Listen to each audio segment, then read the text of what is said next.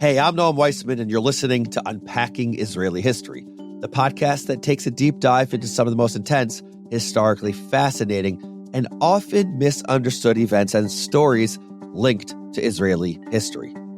This Great Revolt miniseries is dedicated to the memory of Armand Lindenbaum, the grandson of Rabbi Moshe Avigdor Amiel, by his wife Jean and children Felice, Amiel, and Ariel Lindenbaum-Sebag.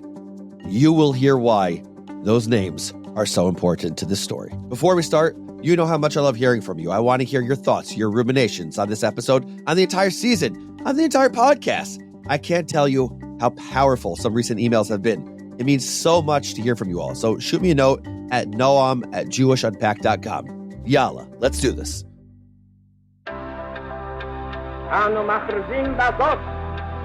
על הקמת מדינה יהודית בארץ ישראל. היא מדינת ישראל. We, the people of Israel, are prepared and anxious to meet the representatives of our neighbors without any preconditions. There are people in Israel and elsewhere say it's impossible to make peace between the Arabs and Israel or the Jewish people. I think they are wrong. Like most people on the planet, I like to laugh. I'd go a little crazy if I didn't. Life is pretty absurd. Laughing at it is probably the healthiest coping mechanism there is, which means I can laugh at most things, including myself. So when everyone in my life pokes fun at me for something, I not only accept it, I embrace it. Or at least I try to. Imagine the following: a Shabbat meal with friends. So it's like Saturday afternoon, and a lot of friends come over. I'm half listening to the conversation, half dreaming of a nap, when someone rudely interrupts with, like, reality. It always starts along the lines of, hey, Noam, you do Israel education. What do you think about ellipses? ... Insert relevant headlines here. What's happening in Gaza? Will there be war in Lebanon? What would a showdown with Iran look like? Why is this happening? Etc., etc., etc. And I always give more or less the same answer, which is to say, I don't. Usually I respond with a question, turning it around on whoever asked. Quintessential teacher move, by the way. Or I'll conjure up some counterfactual, playing out alternate scenarios without ever giving an answer. But most of the time, I deflect. It's complicated. There's nuance. I'm not sure. It could go either way. Hey, any cake left? Actually, I'm not such a dessert guy. But, and this is a big but, if there's anything cinnamony and gooey like kokos, thank you Hungarians, or babka, or cinnamon buns, I'm a nightmare when it comes to this stuff. A nightmare. Anyway, my complete inability to answer a question is basically a meme among my wife and friends at this point. And I laugh along because it's true. I can't give, or I don't like to give, a straight answer. It's not because I'm somehow neutral. Come on, 6 seasons into the show, you know I'm basically made of feelings. And it's not out of some performative humility. It's because of this podcast. Or rather, this podcast has amplified my natural tendency to equivocate. Now, I want to be clear, sometimes people equivocate because they don't want to offend. They want to maintain the uneasy balance between opposing sides, and sometimes people equivocate because it's more comfortable. No one wants to get canceled for their opinions. But that's not why I personally rarely answer a question straight on. For me, it's because you can take the educator out of the classroom, but you can't take the classroom out of the educator. I've always loved Aristotle's statement that the mark of an educated mind is to be able to entertain ideas without necessarily accepting them. And I love entertaining ideas. I get my kicks trying ideas on for size, and I like encouraging other people to consider them as well. So I'm not here to tell you what to think and feel. I'm here to hopefully inspire you to think and feel, to help give the tools for how to think, to be metacognitive. But the content of those thoughts and feelings, that's not my business. That's entirely up to you. It's a true story. During a job interview once, I was asked if I supported the two-state solution and what I thought about the Oslo Accords. First of all, whatever happened to easy interview questions like, what's your biggest weakness? Easy, overcritical, which you're supposed to answer in a way that makes you look good. I work too hard. I care too much. But the Oslo Accords, yikes, where do I even begin? So I pulled out the Noam special. I didn't give a real answer, but I told the truth. And the truth is that I said that I am not a politician or a diplomat. I'm an educator. It doesn't matter what I think about a two-state solution or the Oslo Accords. What matters is that I can help students come to their own conclusions. I can facilitate discussions. I can encourage students to examine the issue from multiple angles. But the last thing I want to be is the sage on the stage, thundering out my message from on high. And that's why I love hosting this podcast, and in particular, these special mini-series. Mini-series I have no idea what the plural of mini-series is. Don't tell the other episodes, but these are my favorites. Their longer arcs give me the time and space to tell a story slowly, to let the structure unfold and the details breathe. And that gives you, the listeners, space to think, to wonder, to examine. In past miniseries, we've covered the Yom Kippur War, the chaotic months between 1947 and May 1948, as Jews and Arabs set up the pieces for the zero-sum game they've been playing for almost 77 years. And in a few weeks, you'll hear about the Six-Day War in depth and up close. But today we're kicking off the story of the Great Arab Revolt of 1936, which covers the 3-year period that planted the seeds for the creation of the State of Israel, as well as the Palestinian Nakba, or catastrophe as they call it. And what I found over the course of our research shocked me.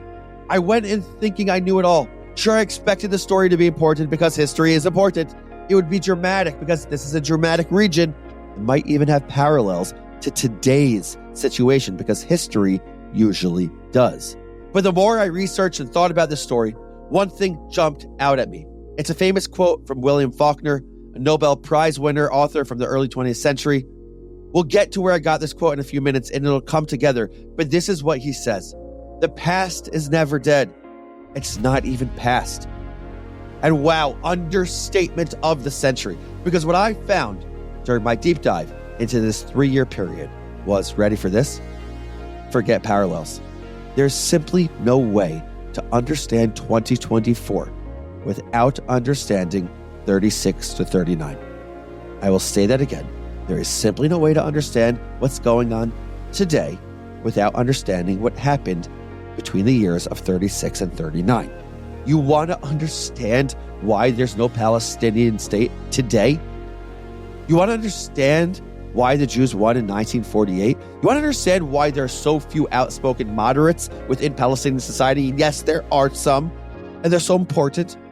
You want to understand the roots of Hamas? You want to understand why the most hardline elements of the Zionist movement for most of Israeli history never gained real prominence or widespread acceptance? You want to understand the influence of religion on political decision-making? You're in luck. Because all of it can be traced back to 1936 to 1939, to the Great Arab Revolt, and in the characters that shaped it. Some you already know, or you might know. David Ben-Gurion, Israel's first prime minister, Hajj Amin al-Husseini, the controversial Grand Mufti of Jerusalem.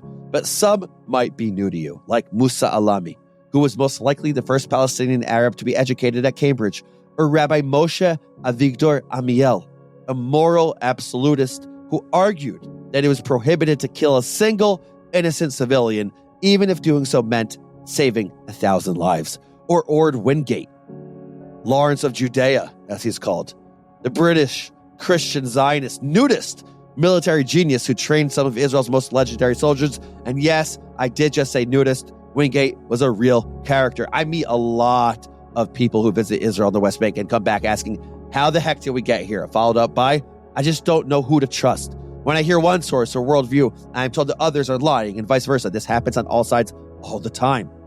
And I'll say it one more time. You want to know how we got here today? This miniseries will help explain how we got here. Its colorful characters are how we got here. Over the next 3 weeks, you'll meet Palestinian elites and Jewish terrorists. You'll meet the rabbis who argued that the best defense was a good offense, and the rabbis who argued that the 6th commandment of the 10 commandments, thou shalt not kill, should be the Jews' guiding moral principle. You will meet the namesake of Hamas's military wing, and as always, you will be asked to consider tough questions like, when is violence necessary? When is it immoral? What's the difference between deterrence and revenge? And of course, my favorite question of all, what if? What if this revolt, which by the way, some think was kind of like the actual first intifada, but stay tuned for that. What if it went differently? What if The hardline Jewish factions had won out over the moderates. What if the Palestinians had had different leadership? Leadership who accepted compromise, who pursued the path of nonviolence. Those are a lot of questions.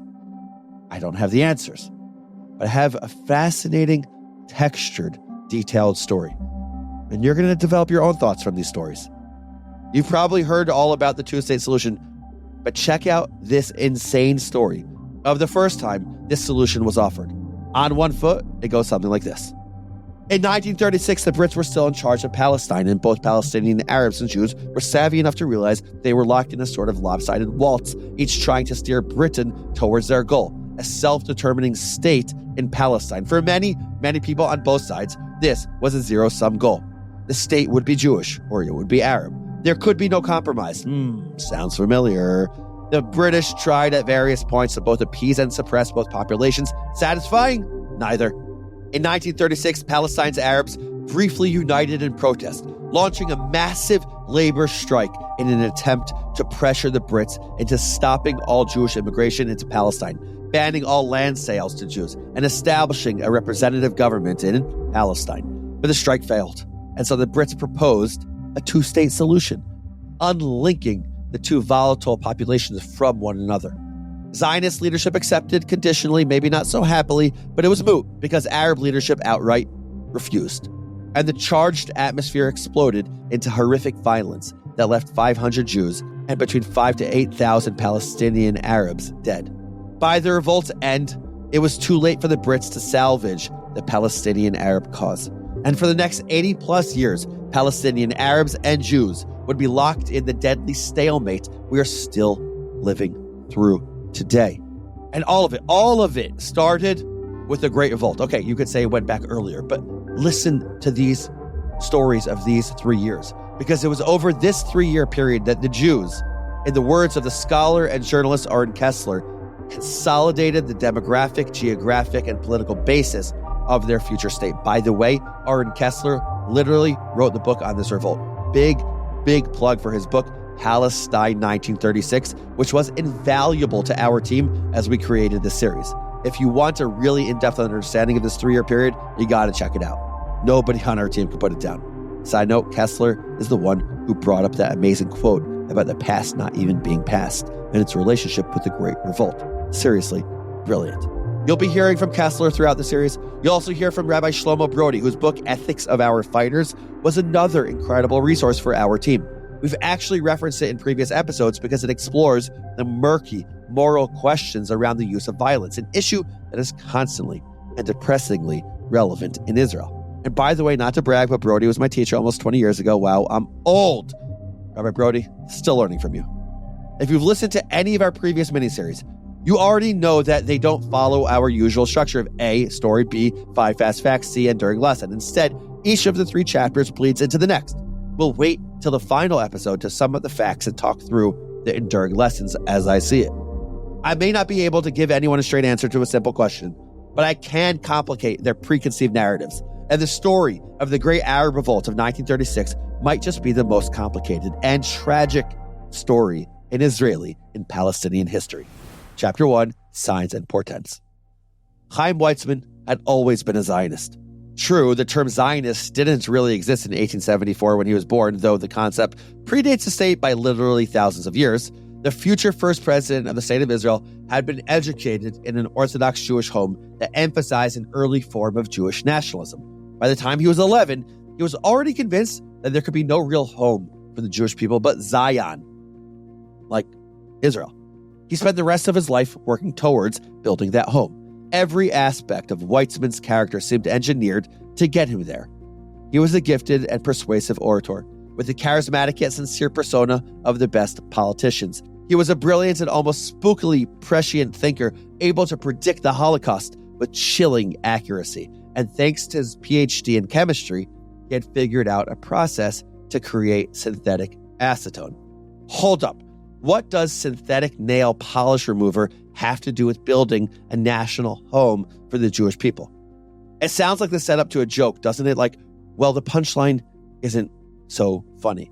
But it did change the world. Weizmann moved to England in 1904 to take a position at the University of Manchester. When the Great War, or what's now called World War I, broke out, the British desperately needed acetone for military purposes. Inconveniently, their main supplier of acetone's crucial ingredient was Germany, i.e., their new enemy. Enter Weizmann, whose process for making synthetic acetone proved to be a lifesaver. The Brits were, as they might say, chuffed to bits. So was the Zionist movement, which now had a powerful advocate in Whitehall, the seat of Britain's government. And when I say Weizmann had influence, boy, I mean it. I don't know what UK Foreign Secretary Lord Arthur Balfour was expecting when he asked Weizmann what he wanted in exchange for his crucial aid during the war. I mean, what would you say if the Foreign Secretary asked you what you wanted? Money? For people to call you Lord Admiral? To wear the crown jewels for a day? But Weizmann wasn't interested in any of that. His childhood ambition had never wavered, so he told Balfour, "There's only one thing I want, a national home for my people." I wouldn't say that was the only factor behind the Balfour Declaration of 1917, which promised the establishment in Palestine of a national home for the Jewish people. There were many, many, many other factors, but it certainly was a factor. And you guessed it, linked to our Balfour Declaration episode in the show notes. The declaration was vague and fuzzy. It didn't technically promise a state or demarcate borders or even guarantee autonomy. A national home could mean many things, but for the Zionist movement, a partial triumph was still a triumph, and the Balfour Declaration was an important milestone in their journey towards a state. For the Arabs of Palestine, however, the declaration was a disaster. The 117-word document made no mention of the 600,000 Arabs living in Palestine. Balfour had promised that, quote, "nothing shall be done which may prejudice the civil and religious rights of existing non-Jewish communities in Palestine," but that wasn't exactly reassuring. In 1918, Jews made up only 8% of Palestine's population. If the Jews had a quote-unquote national home, what would that mean for the much larger Arab population? As Jerusalem's mayor wrote to the Brits in 1918, quote, "We Arabs, Muslim and Christian, always sympathize profoundly with the persecuted Jews and their misfortunes in other countries. But there is a wide difference between this sympathy and the acceptance of such a nation ruling over us." And look, I get it. I kind of get it. I get it. The Arab riots that followed, well, no, I have no excuse for those. But I'd be salty too if I thought that a tiny minority was going to show up, take over my home, and set up a government that didn't represent me. Granted, that people is ancestrally and historically from that land, but I can't help but feel empathy for the Palestinian Arabs and for their hope. As the world struggled to adjust in the aftermath of World War I, as Ottoman rule in Palestine gave way to the Brits, as world powers gathered to decide the fate of nations, it was still possible for Arabs and Jews alike to prod the future into their desired shape. In early 1919, both parties formally articulated those shapes. Representing the Zionist movement was Chaim Weizmann, who continued to make the case for a Jewish state in Palestine to the world powers at the Paris Peace Conference, and representing Palestinian Arab interests were 27 of Jerusalem's elites, who gathered in the ancient city for the first Palestine Arab Congress. Among the delegates were journalists, educators, and politicians. Some were Christian, others Muslim. Some were sympathetic to the Brits, others were diehard pan-Arabists who dreamed of an autonomous, united Arab Union. But no matter their politics or religion or occupation, all of them could read the writing on the wall. The Zionists had to be stopped. What had started as a few isolated Jewish communities struggling to scratch a living from an inhospitable land had morphed into a serious project of nation building. Jewish immigrants were streaming into Palestine in record numbers, and if Palestine's Arab elite didn't find a way to nip this Jewish expansion in the bud, they'd find themselves a minority in what they perceived as their own land. Over 2 weeks, the First Palestine Arab Congress crafted their rebuttal to Weizmann's case. No to Zionism, no to any attempt to sever the Arabs of Palestine from their land, and no to the intervention and meddling of foreign affairs. The last point was a little awkward given that the Brits were currently running the show. But Palestine's Arabs were clear. They'd maintain friendly relations with the guys in power, provided they got what they wanted. And what they wanted was self-rule in an independent state that encompassed modern-day Israel, Lebanon, and Syria. But the world powers issued a very disappointing answer. In 1920, they reaffirmed their commitment to a Jewish national homeland in Palestine. The Brits formalized their authority over Palestine. Modern-day Syria and Lebanon were handed off to the French, and Jewish immigrants just kept streaming into Palestine, in many ways unchecked. Palestine's Arabs were deeply, and again, in my opinion, understandably frustrated. In the spring of 1920, that frustration boiled over into a full-blown riot. Over the course of 3 days, they rampaged through Jerusalem, beating Jews and vandalizing property, including synagogues. And they had encouragement from a figure who might be familiar to you if you listen to our episode on the Hebron riots of 1929, link in the show notes. In 1920, Haj Amin al-Husseini was 25 years old, the young scion of one of Palestine's more elite families. His uncle was Jerusalem's mayor. His dad had been the city's mufti, a religious position roughly analogous to chief rabbi. Compared to these big names, Amin wasn't a particularly big deal. He'd served in the Ottoman army, but deserted his position to help the British instead, hoping his efforts would yield an independent Arab state. He'd spent some time at Cairo's most elite Islamic university, but he wasn't a serious scholar. Nerd corner alert. I'm not just being a jerk about Husseini here. The clue to his credentials, or lack thereof, lies in his title. Al-Husseini went by the honorific Hajj to show that he'd made the pilgrimage to Islam's holiest sites, Mecca and Medina, which is great. Like, good for him. This pilgrimage is one of the 5 pillars of Islam. But if Al-Husseini had been a real super legit scholar, his honorific would have included sheikh, a term that literally means elder and connotes great learning. But it didn't, because his scholarship was nothing to write home about. In Jewish terms, think of him as a guy who dropped out of rabbinical school, forfeiting his right to go by rabbi, really. And by the way, there will be a sheikh in the story whose scholarship and leadership had disastrous ends, but we'll get there. Anyway, young Haj Amin was outraged about the continued Jewish immigration into Palestine. So as Palestinians rioted, he and his uncle, the mayor, whipped the crowd into a frenzy. The mayor even encouraged the rioters to, quote, spill their blood for Palestine. Lovely.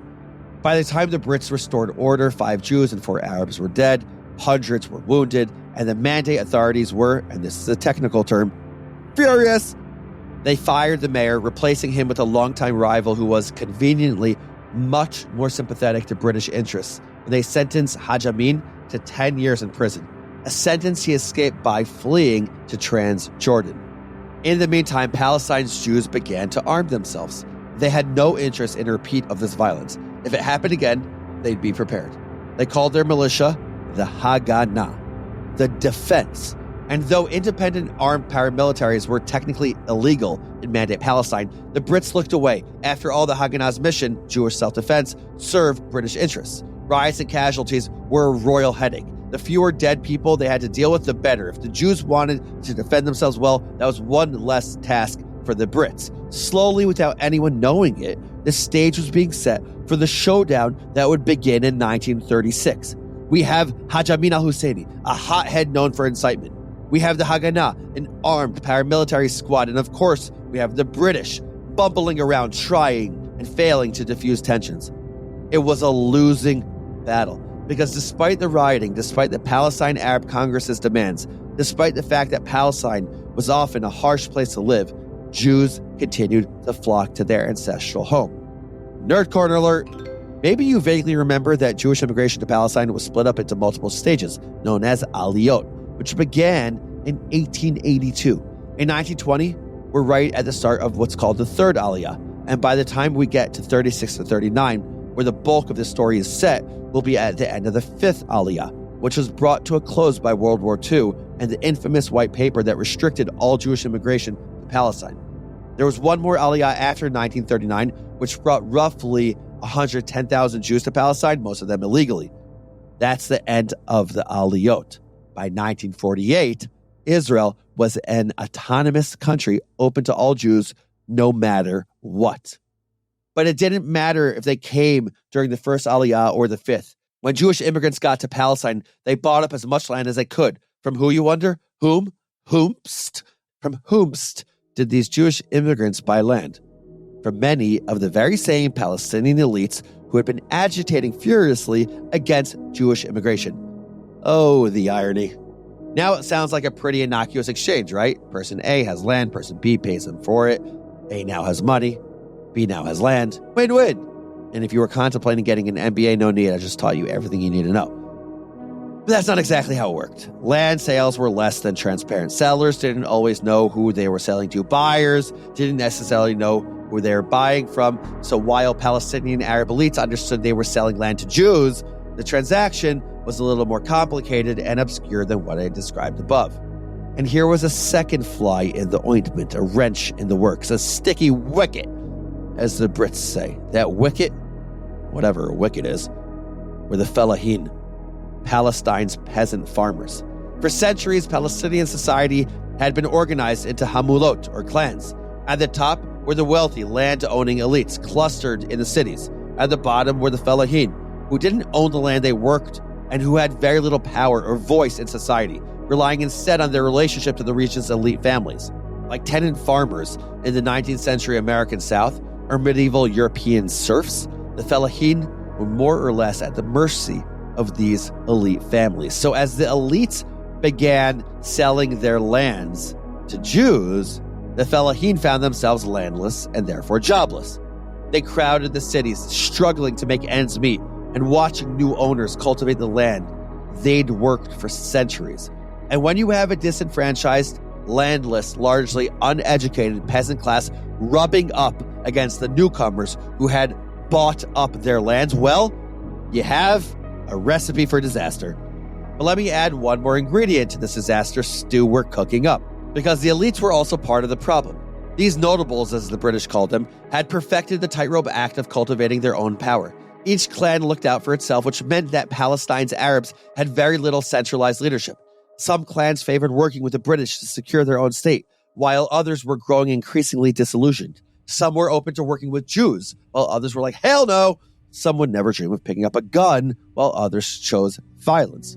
It was a piece of cake for the Brits to divide and conquer, pitting one clan against the other to secure their own interests. Among those interests was maintaining law and order, and riots, disturbances, and death tolls were not law and order. So when a new British High Commissioner arrived in Palestine in 1922, he had one initial goal: make Jews and Arabs happy again so that they stop fighting each other.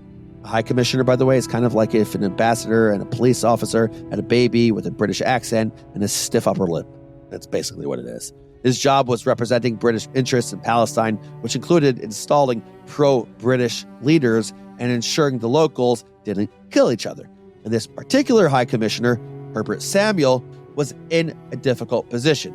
He was both a Jew and a Zionist, which did not diffuse Palestine's simmering tensions. Honestly, I have no idea what the Brits were thinking by sending him there. Look, I'm not trying to be a jerk. I'll tell you what I am, but I'm really not here. For all I know, the guy may have been a self-starter with superb organizational skills and a gift for multitasking, but any good professional traits he may have had were overshadowed by one huge mistake, one that led directly to the riots of 1929 and the revolt of 1936 and the massive leadership crisis that doomed the Palestinian cause. He pardoned the young hothead Haj Amin al-Husseini, who only 2 years before had incited the rampaging crowd. And then he made him the Grand Mufti. Now, as I said before, a Mufti is an important religious official. It's a role that has existed throughout Islamic history. But High Commissioner Herbert Samuel put his own spin on the position. He made al-Husseini a Grand Mufti in charge of a totally new, made-up institution called the Supreme Muslim Council. As you could probably tell by all of these superlatives, grand, supreme, etc., this was a pretty big deal. The 27-year-old al-Husseini was now the most powerful non-British person in all of Palestine, with the power to issue legal rulings and the clout to make people listen. And he wasn't shy about using it. Maybe you remember from our episode on the 1929 Hebron riots that the Mufti spent weeks inciting violence against the Jews. Maybe you also remember that he later cozied up to Adolf Hitler. And maybe you know that he would one day cite the protocols of the Elders of Zion as proof of the Zionist movement's dastardly plan to take over the world. In short, the guy was bad news for the Jews and for the Palestinians. Aaron Kessler, the author of Palestine 1936, tells us why. People who knew him well and who were part of his Arab nationalist movement, struggle against Zionism, admitted to his fundamental extremism, which in the end ended up harming the Palestinians tremendously. Let's not forget that the British exiled him very early, even before the mandate went into force officially. In 1920, during the Nabi Musa riots in Jerusalem, he was inciting the crowd to such an extent that the British felt it necessary to exile him from the country. And so he showed his extremism really from the start, but certain people in positions of influence were not really paying attention, apparently. Kessler just played my favorite game, What If? And if you care about Israeli history, which you're here, so you do, this is one of the ultimate what ifs in modern history. What if High Commissioner Herbert Samuel had made a better choice? What if he'd appointed a moderate to the position of Grand Mufti? Someone who never incited a crowd, who wasn't an extremist, who didn't view cooperation with Brits or Jews as treason. What if, instead of Haj Amin, he'd appointed Musa Alami? Who? Who's that? Yeah, I never heard of him before either, before reading Kessler's book, which is a shame. But like al-Husseini, Musa Alami was the son of a prosperous, elite Jerusalem family. In fact, the two were distantly related. Alami's sister was married to the Mufti's cousin. Unlike Husseini, he was a devoted Arab nationalist, starry-eyed over the prospect of an independent Arab state. But the resemblances basically stopped there. Where al-Husseini was an average student, Alami was a brilliant Cambridge grad. Where al-Husseini was a hothead, Alami was level-headed and mature beyond his years. Where al-Husseini had little interaction with Jews, much less positive ones, Alami had close personal friendships with them, both before and after the establishment of the State of Israel. And where al-Husseini looked to the protocols of the Elders of Zion to learn about Zionism, Alami studied Zionist history and philosophy as written by actual Zionists. To me, it seems like a great injustice of history that al-Husseini should have the most important job in Palestine, while Alami was a civil servant who started his career as a junior legal advisor in the mandate court system. Here is Kessler again. He was a brilliant man by all accounts, and he was an Arab nationalist, full stop.